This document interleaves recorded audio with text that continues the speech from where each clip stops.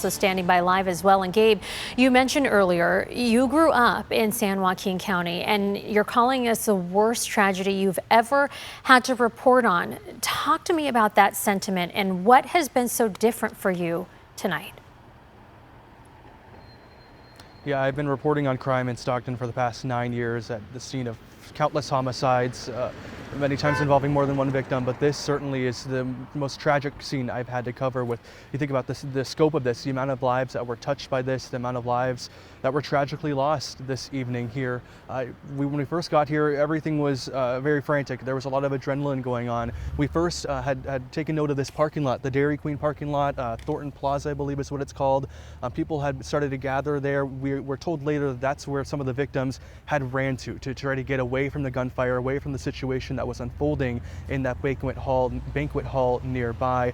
At that point, we really didn't know a lot of information. Just less than an hour after it happened, family members were rushing to the scene. They were asking where their children were. Those heartbreaking sobs and tears from mothers and family members are things that I will certainly never forget having to witness out here. Obviously, they're dealing with a whole world of other issues right now and having to grieve and go through all this. So we're looking at video now from earlier when this scene was really unfolding.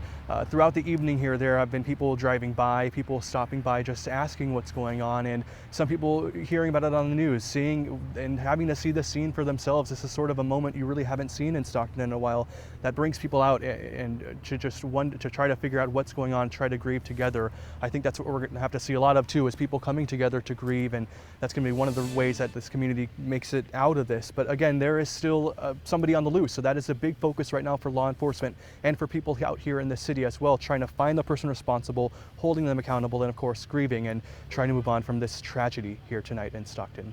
I'll send it back to you, Nazi. Unimaginable tragedy. Thank you for providing your insight. You know, you're so connected to that community, and it's truly heartbreaking as that suspect does remain on the loose. And, you know, we're talking about